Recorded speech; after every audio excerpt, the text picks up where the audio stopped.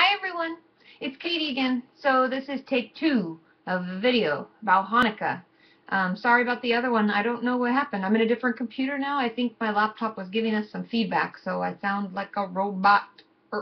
Bad. But anyway, so back to what I had planned on doing originally.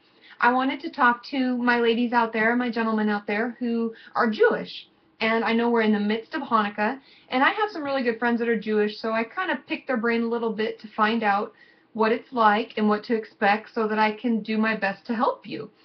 Now, I know that obviously it's 8 days and there's something different going on each night, and that always involves food and it involves family, and usually it's a bunch of different traditions depending on what your family observes and doesn't observe. I know one of my friends doesn't really do anything until the last night. The other one does it every night. There's something going on. So depending on what your family does, I know that the stress level can be different, but it still is stressful, right? And we have family things going on, and we have food that's around, and our anxiety can get really built up, and sometimes we'll even feel angry or whatever, just overwhelmed, right?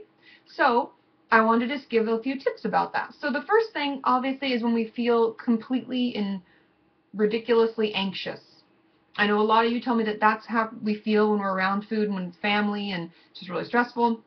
And something we can definitely do is cope ahead. Now, I know I've talked about it before, but when we know stressful events are coming up, like we have this big meal coming up tonight or tomorrow night, and everybody's going to be over, we can plan a little better. And by that, I mean we can get up in the morning and take a bath. We can paint our nails. We can put on some relaxing music. We can do a few of those breathing techniques that I've talked about, like the 4x4 breathing. Any of those that work for you, something that helps. I personally even like to stretch.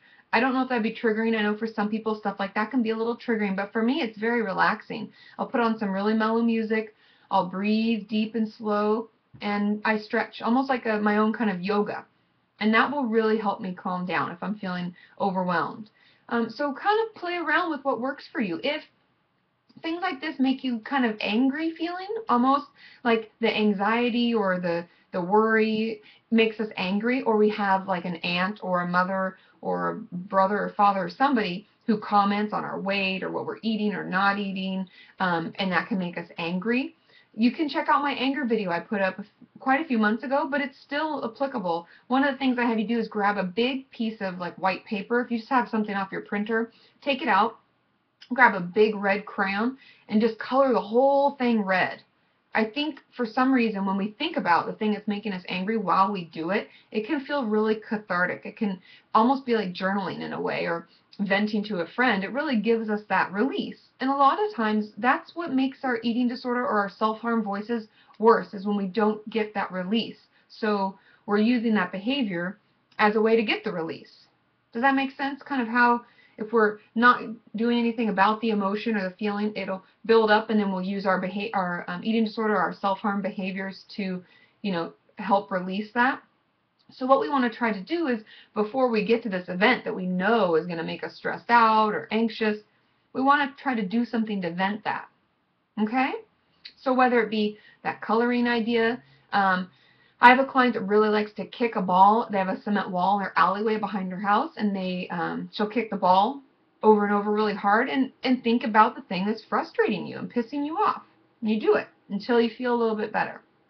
And then you can call a friend, or you can put on that relaxing music. You can watch a funny TV show. There's a bunch of things you can do. And everybody's different. So trial and error, try different things. And if something works for you, share it in the comments. Say, I get really stressed out around this time, and my grandma and my mother are really critical around Hanukkah, and so this is what I do to relax. Let us know, because it's always helpful. I love when you guys talk to one another and you're sharing what works, because that's really why I'm creating this in the first place, is so that we can have a community where we help one another and we learn from one another. So yeah, leave your comments, leave your ideas, and know that I'm here to help. If you have a really, big concern or something that's stressing you out, let me know. I'm around. I know this time of year is stressful for all of us, whether you're Jewish or of any other religious background. It's just a busy, stressful time. whether you feel alone or you have a lot of family. I feel like we're all kind of in the same boat, so let's work together, okay? And that's why I'm creating this. So keep using your tools and grab your journal and, you know, vent out your feelings. Take some time to take care of you so that later on in the evening or later on in the week when you have your biggest event, you feel better, you feel stronger, you're more prepared, okay?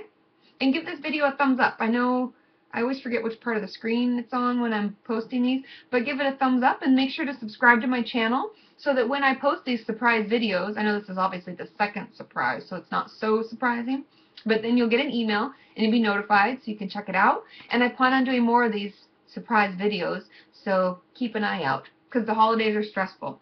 And I want to be here to help as much as I can, so just keep sticking with me, keep helping one another as we work together towards a healthy mind and a healthy body.